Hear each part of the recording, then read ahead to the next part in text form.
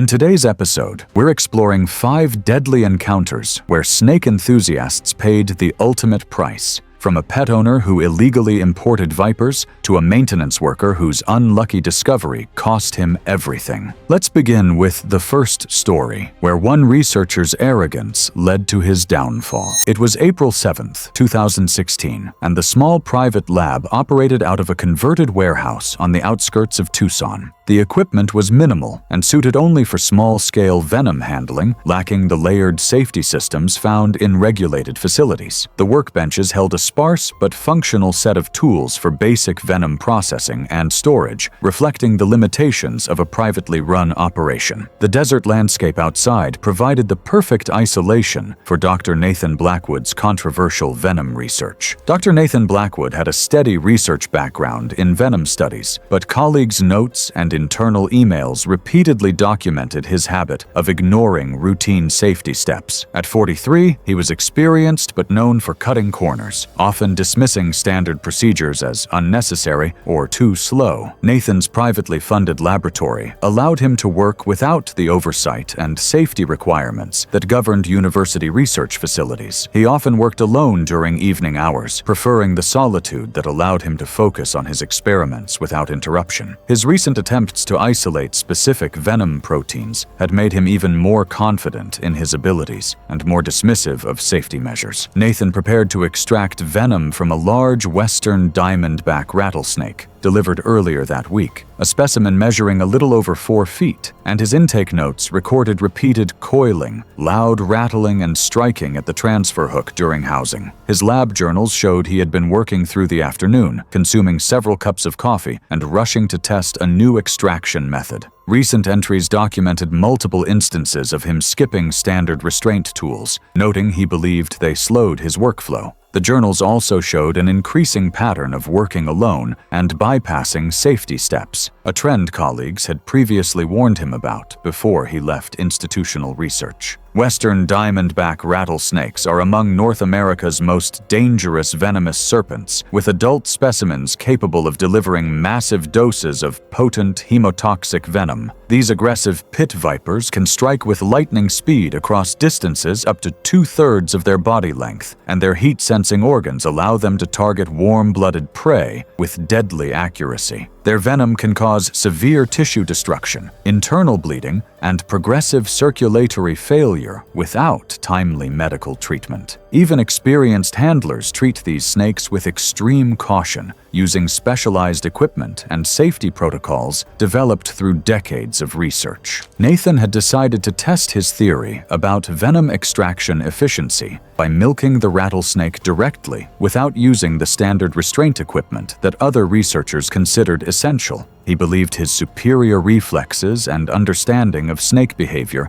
would allow him to handle the specimen safely using only his bare hands, a practice he had noted in his journals as an attempt to streamline procedures. The large western diamondback had been stressed by its recent capture and transport, making it even more defensive and unpredictable than usual. Nathan approached the snake's enclosure with characteristic overconfidence, moving closer despite the snake displaying the same defensive behaviors noted during intake. When Nathan reached into the enclosure to grasp the rattlesnake behind its head, the animal's response was instantaneous. The snake's powerful muscles coiled, and it struck with explosive force, its fangs hitting Nathan's dominant hand before he could react. It delivered a fast strike and release, injecting a substantial amount of venom in a single, clean contact. Phone logs and the incomplete emergency call indicated he recognized the seriousness of the bite based on how abruptly the call ended, but investigators noted that no antivenom was stored on site, likely due to cost and storage requirements, rather than any regulated mandate. The isolated location of his laboratory meant emergency medical services would require time to reach him, time his worsening condition would not allow. Nathan's attempts to call for help became increasingly ineffective as his motor function deteriorated under the effects of the envenomation. The hemotoxic venom caused rapid swelling at the bite site and early signs of circulatory stress, consistent with a severe envenomation. Without antivenom or immediate medical care, his condition worsened steadily before responders could reach the site. His own research notes, scattered across his laboratory bench, documented his dismissive attitude toward the safety protocols that might have saved his life. Investigators used the timestamp on his last recorded instrument activity and the abrupt end of the emergency call to estimate when he likely collapsed. A contracted building maintenance worker discovered Nathan's body the next morning during a routine check of the property. The investigation revealed his reckless approach to handling dangerous specimens and his failure to maintain basic safety equipment. The rattlesnake had escaped through the partially unlatched enclosure door, but was secured by responders during the initial scene assessment. Local authorities documented several safety deficiencies within the lab during the investigation, noting them in the final incident report. But researchers weren't the only people who underestimated the lethal power of venomous snakes. In Florida, a construction worker's illegal pet would prove that some creatures should never be kept in captivity.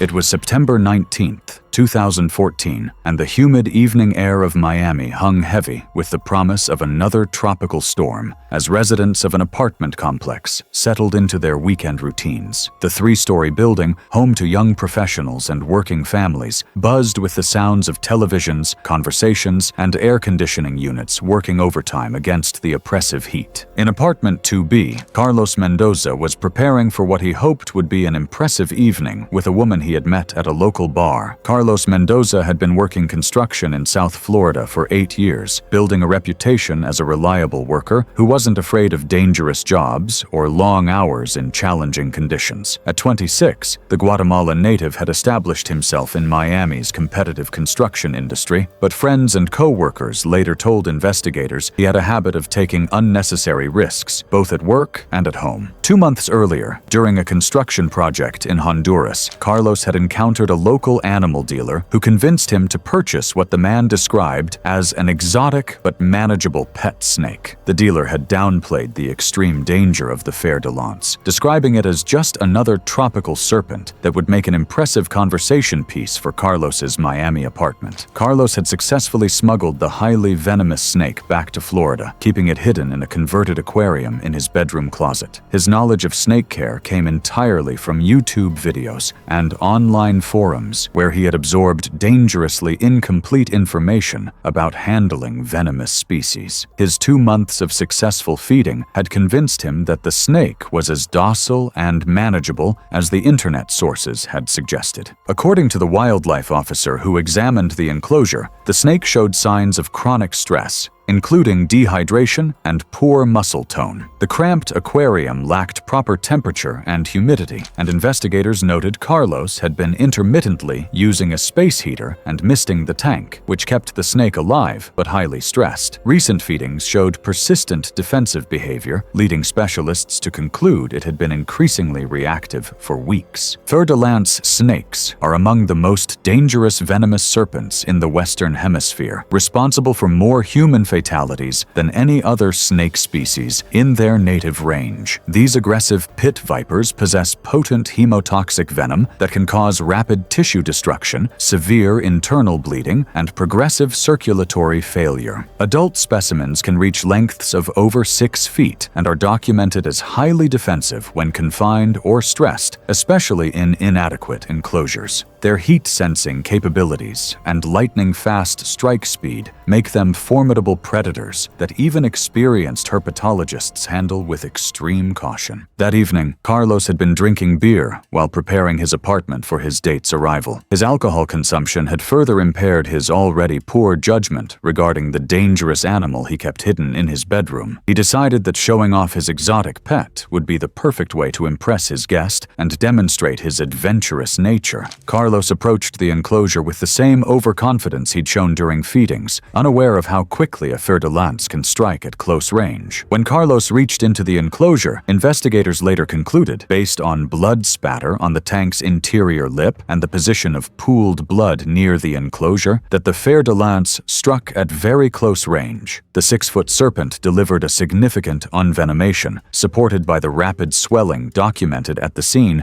and the depth of the wound noted in medical reports. The bite pattern and tissue damage indicated brief contact, a behavior herpetology consultant said is consistent with high-volume envenomation in stressed pit vipers. The potent hemotoxic venom caused rapid tissue damage at the bite site and early signs of circulatory instability, progressing quickly as his condition deteriorated. Carlos managed to call 911, but his deteriorating condition and panic made it impossible for him to coherently explain what had bitten him. According to the call transcript, the dispatcher struggled to interpret his fragmented phrases and slurred descriptions of the animal and his worsening condition. Paramedics arrived to find Carlos in severe shock, his arm grotesquely swollen and his vital signs rapidly declining. The fer-de-lance venom had caused severe internal bleeding and progressive circulatory failure that proved impossible to reverse. Carlos went into cardiac arrest during transport. Despite prolonged resuscitation attempts, he was pronounced dead later that night at the hospital. The discovery of the illegal fer-de-lance in Carlos's apartment prompted wildlife officers to add the incident to ongoing case files in South Florida. His death underscored how dangerous unregulated ownership of venomous wildlife can be, especially when the species involved is capable of delivering a fatal bite. However, pet owners weren't the only people who found themselves in deadly encounters with venomous serpents. In Texas, a nature photographer's quest for the perfect shot would lead her into a fatal confrontation with one of the desert's most dangerous residents. It was April 12, 2017, and the rolling limestone hills of the Texas Hill Country stretched under the warm spring sun, their oak woodlands and rocky canyons glowing with fresh color after recent rains. The region's scattered creeks and shaded ravines supported a wide range of wildlife adapted to Central Texas's shifting seasons. Spring storms had triggered a vibrant burst of wildflower blooms, turning normally muted terrain into a photographer's paradise. Rebecca Torres had driven from Austin specifically to capture images of the spring wildflowers that bloomed so rarely in this harsh environment. At 31, the graphic designer had built a reputation for stunning nature photography that provided both artistic fulfillment and escape from her demanding corporate job. Her weekend hiking trips had become essential stress relief, allowing her to disconnect from technology and reconnect with the natural world. Rebecca possessed basic knowledge of desert wildlife from her years of hiking in Texas, but her experience was limited to more common species found in accessible areas. She had never encountered a venomous snake in the wild and had developed a false sense of security based on her previous hiking experiences in less dangerous environments. That morning, Rebecca had hiked several miles along one of the hill country's lesser-used trails, following reports of exceptional wildflower displays in areas rarely visited by casual tourists. The recent rains had created ideal conditions for both wildflower growth and increased reptile activity, as snakes and small mammals moved closer to the surface to take advantage of the moisture. Western coral snakes are among the most venomous serpents in North America, possessing potent neurotoxic venom that attacks the nervous system and causes progressive paralysis. These small, colorful snakes are often confused with harmless species due to their distinctive red, yellow, and black banding pattern. Despite their typically reclusive nature, coral snakes can deliver dangerous bites when handled or accidentally contacted, and their venom typically causes respiratory failure within 8 to 24 hours of envenomation. Their small fangs and secretive behavior often result in bites going unnoticed until serious symptoms develop. While photographing a cluster of bright yellow wildflowers,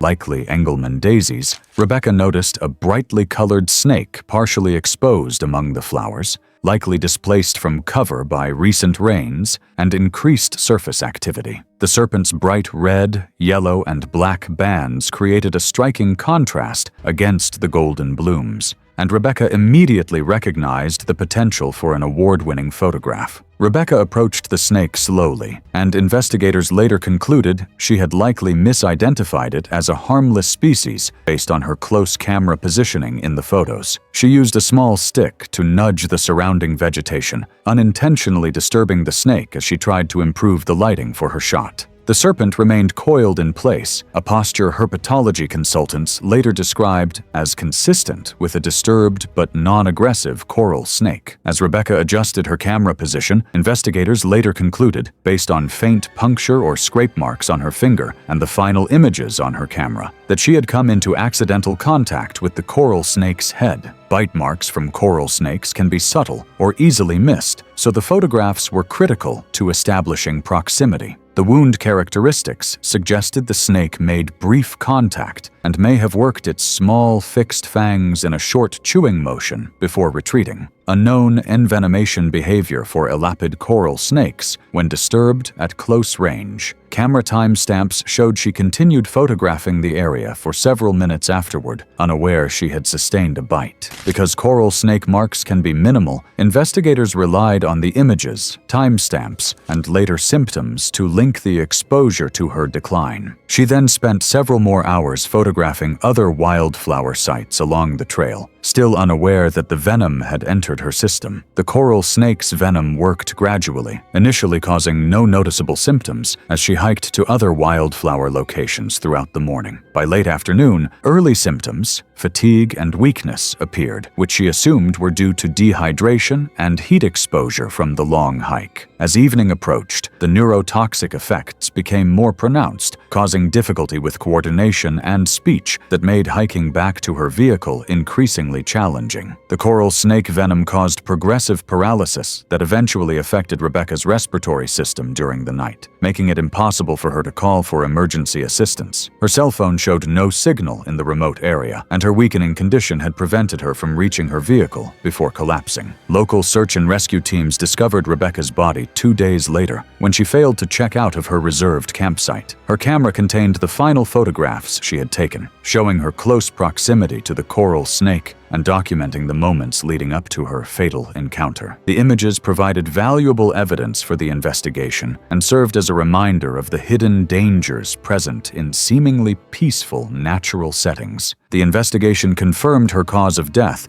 as respiratory failure resulting from an untreated coral snake envenomation. Rangers recovered her camera beside her body, and the final sequence of images helped establish how close she had been to the snake before the bite. The case was later incorporated into seasonal safety briefings, emphasizing proper wildlife identification and the risks of approaching animals for photography. Yet photographers weren't the only people whose professional activities brought them into contact with deadly serpents. In Florida, an exotic animal dealer's corner-cutting practices would finally catch up with him during what should have been a routine transaction. It was August 3rd, 2015, and the Orlando Convention Center buzzed with the controlled chaos of the Southeast Reptile Expo, one of the largest gatherings of snake enthusiasts, breeders, and dealers in the region. Hundreds of vendors had set up elaborate displays showcasing everything from harmless corn snakes to exotic venomous species that commanded premium prices from experienced collectors. The air conditioning struggled against the combined heat of thousands of visitors and hundreds of warming lamps, creating a humid atmosphere that reminded everyone of the tropical origins of many displayed species. Vincent Russo, known throughout the reptile community simply as Vinny, had been working the exotic animal trade for 15 years, building a reputation as someone who could acquire almost any species for the right price. At 39, he operated on the fringes of legality, often selling dangerous species to inexperienced buyers who were attracted by his aggressive sales tactics and willingness to overlook proper documentation and safety requirements. Vinny's business model relied on cutting corners wherever possible to maximize profits, a practice that extended to his handling procedures and safety equipment. Witnesses at previous expos had observed him rushing through transactions and skipping proper protocols animals when he thought he could get away with it, according to investigation notes gathered after the incident. That afternoon, Vinny was managing multiple high-value transactions simultaneously, including the sale of a monocled cobra to a collector who had been waiting months for the opportunity to acquire such a rare specimen. The buyer had traveled from Georgia specifically for this purchase and had expressed urgency about completing the transaction before other dealers could interfere. Monocled cobras are among Asia's most dangerous venomous snakes, possessing potent neurotoxic venom that attacks the nervous system and can cause respiratory failure within hours. These large serpents can reach lengths of over 6 feet and are known for their defensive hood display and readiness to bite when threatened. Their venom contains powerful neurotoxins that cause progressive paralysis, and bites from large specimens can prove fatal without immediate medical intervention and appropriate anti-venom treatment. The busy expo environment had created additional stress for many of the animals on display, and several vendors reported seeing the monocled cobra making restless movements inside its transport container throughout the afternoon. Several handlers noted brief hooding and repeated repositioning inside the container, behavior consistent with a stressed and defensive cobra. Others later told investigators that Vinny had been rushing to complete multiple high-value sales before closing time, moving quickly between transactions while ignoring the usual safety precautions he was known to skip when the expo was busy. Instead of using the proper hooks and restraint equipment that experienced handlers considered essential for transferring venomous species, Vinny decided to save time by attempting a quick hand-to-hand transfer behind his vendor table, away from public view. Investigation notes revealed that his years of experience had made him overconfident about his ability to handle dangerous snakes without proper safety measures. The monocled cobra bit Vinny on the wrist as he attempted to grasp it behind the head. Investigators later noted that the depth of the paired punctures or faint scrape marks and the rapid onset of symptoms suggested a significant envenomation, possibly involving brief fang contact before the snake pulled away. Within the first hour, Vinny began experiencing early signs of neurotoxic effects, slurred speech and growing weakness, symptoms consistent with moderate to high-volume cobra envenomations, which he initially dismissed as fatigue from the long expo day. Investigators noted this was on the faster end of expected onset for monocled cobra envenomations, likely influenced by the snake's stress level and the close-range contact during the bite. Vendor statements indicated that he continued working for another hour, not wanting to lose the substantial sales he had lined up for the remainder of the expo. As the venom circulated, his symptoms steadily worsened over the next couple of hours,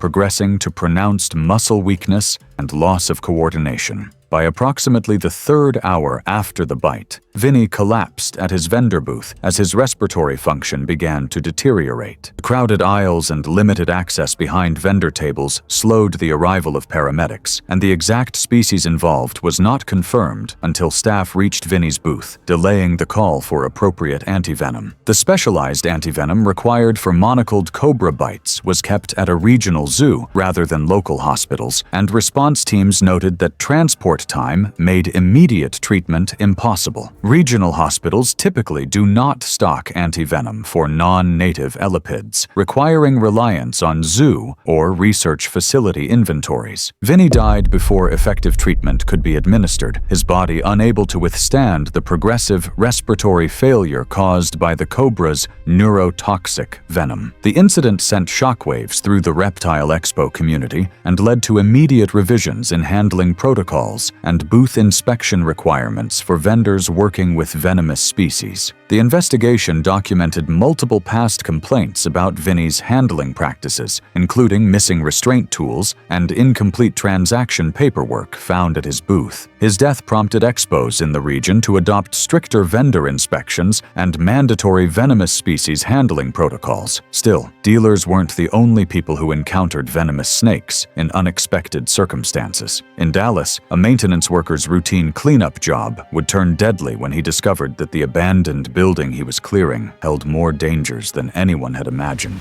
It was October 28th, 2013, and the abandoned warehouse on the outskirts of Dallas sat silent under the Texas sun, its broken windows and graffiti-covered walls telling the story of years of neglect and decay. The massive concrete structure had once housed a legitimate business, but recent investigations had revealed its use as a front for illegal exotic animal breeding operations that had been shut down months earlier by federal authorities. Tommy Chen had been hired by the property management company to clean out the warehouse in preparation for new tenants, a job that would provide much-needed extra income for his daughter's college fund. At 54, the hard-working maintenance worker had built a reputation for thorough, reliable service, but his experience was limited to conventional buildings, and he had no knowledge of the specialized dangers that might lurk in facilities used for exotic animal operations. The property management company had failed to inform Tommy about the building's previous use or the potential hazards that might remain from the illegal breeding operation. Their oversight would prove fatal, as the abandoned facility still contained evidence of its dangerous past in the form of escaped animals that had been surviving in the building's dark corners for months. Tommy approached the cleanup job with his characteristic thoroughness, systematically working through each section of the warehouse to remove debris and abandoned equipment. The building appeared to contain nothing more dangerous than broken glass and construction materials, reinforcing his assumption that the job would be routine and straightforward. Copperheads are among the most common venomous snakes in North America, possessing hemotoxic venom that causes tissue damage, swelling, and circulatory problems. These pit vipers typically reach lengths of 2 to 3 feet and are known for their defensive behavior when cornered or threatened. While their venom is generally less potent than other pit vipers, bites from large specimens can still cause serious medical complications, particularly when medical treatment is delayed. While moving equipment in a dark corner of the warehouse, Tommy accidentally stepped near the hiding place of a large copperhead that had escaped from a broken enclosure months earlier. The serpent had been surviving on small rodents that inhabited the abandoned building, and investigators noted that leaking pipes and shaded interior areas provided enough moisture and stable temperatures for long-term survival. The copperhead struck Tommy's ankle just above his work boot, its fangs penetrating his sock as it delivered a dose of hemotoxic venom. He reacted on instinct, pulling back and moving toward clearer light, before finally catching sight of the thick-bodied snake slipping into the shadows, its triangular head confirming it was venomous. He didn't have his phone on him. He had left it on the dashboard of his truck at the far end of the warehouse, assuming the cleanup job would be straightforward. He tried to make his way toward the exit, but the venom quickly triggered escalating swelling and pain at the bite site. Investigators noted a staggered trail of partial footprints and scuff marks leading from the bite location toward the exit, suggesting he had stopped multiple times as the swelling and pain increased. The hemotoxic venom caused progressive tissue damage and swelling that spread up Tommy's leg. Combined with his underlying health conditions, including unmanaged hypertension and early diabetes, and the prolonged delay in receiving medical treatment, the envenomation proved far more serious than typical copperhead bites. Tommy's condition deteriorated as he attempted to reach help. The combination of venom effects, stress, and his existing medical issues overwhelmed his system. He collapsed in the warehouse parking lot beside his truck, unable to complete his journey to the hospital. Investigators estimated he collapsed roughly 60 to 90 minutes after the bite, based on the position of his vehicle and the condition of the bite site. Tommy's family discovered his body the following day when he failed to return home from work. The investigation revealed the building's previous use as an illegal exotic animal breeding facility and the presence of escaped venomous snakes that posed ongoing dangers to anyone entering the structure. The incident exposed the broader problem of inadequate cleanup procedures following the shutdown of illegal animal operations and led to new protocols requiring specialized hazmat teams for buildings that had housed dangerous species. Tommy's death highlighted the hidden dangers that could persist long after illegal operations were officially closed. His family's lawsuit against the property management company resulted in improved disclosure requirements and safety protocols for maintenance workers assigned to buildings with unknown histories. The tragedy served as a reminder that the exotic animal trade's dangers extended far beyond the immediate participants to innocent workers and community members. Thanks for watching. Enjoy this video? Click more.